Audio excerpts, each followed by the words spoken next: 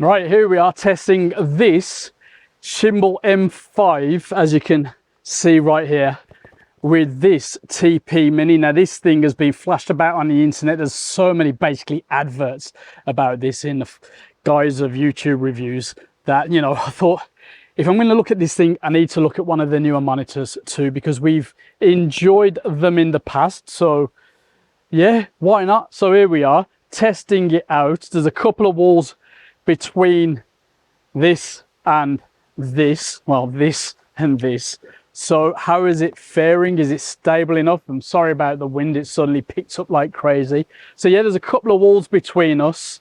I think that's a fairly decent test for the range and stability. I don't need to go, what is it, 400 feet? We'll look at the stats in a bit. I don't need to go all the way down the road. That's just ridiculous. On a set, you might be a couple of walls from the action. And yeah, that's about it really. Let's see what the crack is. Build quality wise has been pretty decent over the years. The ones that I've tried out have been rather impressed. This thing is a little cheapo. Let's see if it can stand up to that for the price. Yeah, that's all we need to waffle on about. Let's just crack on with it. I mean, we've already started the tests obviously, but crack on with it some more. Yeah. Well, well packed, very well packed. Don't mind that at all. Oh, that's nice. That is rather nice. Hard case. Yeah. So let's see what the M5 is packing. That is actually pretty decent. Let's just look at the kit in here. I think I spy two different HDMI cables, nice cloth, and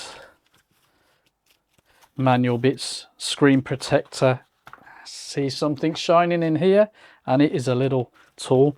That is actually pretty decent. Not too bad at all, not too bad. Let's get that back in there for now. Good old silica gel. We've got the nice little adjustable mounting point. Very nice. Now, if you're familiar with Shimbol products, at least the ones we've looked at, aviation aluminium, they're calling the material, which is why you're getting such a nice feel to them. Lightweight, everything's lightweight, but absolutely solid feeling. I do like that. Let's just clear this out of the way to aid with focusing. Mounting point. Well, that's it. You got the two mounting points. SD card slot. I think they included SD card before. Anyway, SD card slot for LUTs and that. Headphone port. DC in. HDMI in and out.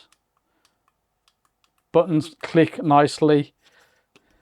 Battery port on the back. So it's a 1200 nits touchscreen, 1080p resolution. You can put up to 4K 30, which is perfect for me. Yeah, MPF or DC power, no USB on this one. Fanless. Yeah. Right, let's just put that aside because I mean, they did ask me to really evaluate this, but I wanted to look at the monitor too. This is only a small little thing, and the internet's raving about it with all sorts of basically adverts. But yeah, let's see what the crack is. Manuals, etc. We do have a USB cable in there, and the units, we expected it to be simple, and it is. So we've got this dragon design on it. They're really light, in fairness. I think 113 grams. So we've got TX here. Let's look at the TX on its own.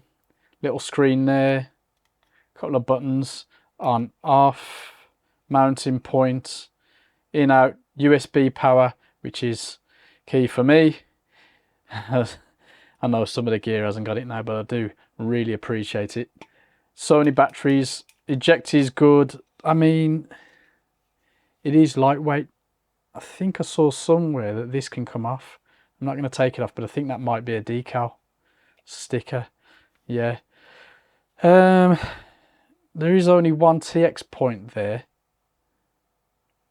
Let's just plug in a USB-C cable. I think I've got one lying about.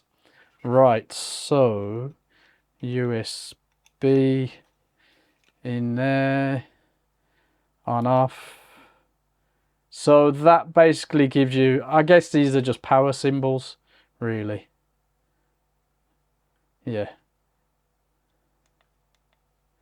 And we need to connect the other one to rotate through that. So that's basically that. Right, let's just look at the RX. Now, other than that logo there, there's nothing else to say what it is, because I mean, they do look otherwise identical. Yeah, we'll see. If you really get stuck, you'd probably have to put something on the side there, some little tape or something, colour sticker or whatever. But at least these are labelled well. Apparently we're going to get 0.07 seconds latency, 1080p only, so yeah, should work well with that monitor. And you can only go between the TX and the RX, no app, etc. So a very basic system. Is it worth it? Let's find out. Let's power this on then. Just to be clear, we're not using a TP Mini for this bit because it's utterly not necessary. There goes the Shimbol symbol and the awkward lights. When it powers on, we can get to business. Right, the screen on my Sony flickered, so something's happening. We're in. Right, you can see the audio meters there, battery power remaining there, the input, the 4K 30p at the top, and an array of options there and a lock. So you can get rid of all that and just have it plain. That does nothing in this case. I was thinking there might be some brightness controls, but there we go. Right, so we can go along the bottom and adjust scopes, histograms, etc., and the opacity, which is pretty cool. Here we can deal with the safe areas, the grids, the anamorphics. You cannot customize the anamorphics, but the main ones are there. Colors, markers, ratios, etc. Pretty cool. Let's stick a center marker on just for the crack. Did it go on? Ah, there it is. We can change the color so we can see it, and we can even change the width to make it stronger. Fair enough. Right, down here we have peaking, zoom controls, and zebras, false colors. It seems to be all the usual stuff is in there. LUTs, of course, we can add LUTs to this. HDR, color temperature, all the good stuff. Let's switch that to 5600 over here. It should be the regular settings. Once I peel the cover off, it'll be extra responsive, but it's fine with it for now. Just leave it on for protection. Brightness, contrast, all the usual goodness. Settings, yeah, it's all basically there. For the F1 buttons, or the function buttons I should say, F1 being the first, F2, let's have F2 as what? Peaking, and F3 false color. So now if I press up here, where are you? There we go. It's turning it on and off there. I think the others are over here. There we go. Rock and roll, nice. And of course, as we said, we can lock there. Let me see if there's any other settings we need to be aware of. Of course, you've got your system stuff here. It's basically, it's nice and simple. I do like the functionality. It's got everything I need, none of the extras, but gets the job done. Nice, tidy, compact, and these buttons do feel really good. Let's power it down and we'll have a chat about the whole setup next. thought I pressed power down.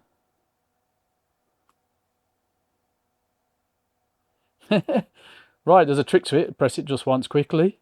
Absolutely nothing. Hold it down.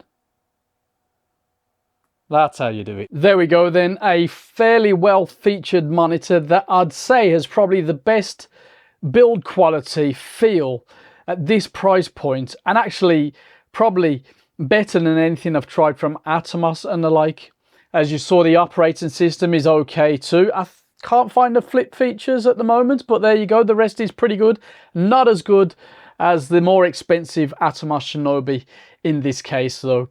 It is bright and clear, fanless, so silent, doesn't overheat easily, and I do rather like this case. So at what, £159, definitely a worthy buy. Now the TP Mini kit is okay if you're on a budget and don't need anything practical like an app or the ability to connect multiple devices. It gets the simple job done, and well, and nothing more. Coming in at about £76 then, I guess I've got to say good value. Yeah. Have you tried this gear? Let us know in the comments and I'll see you there.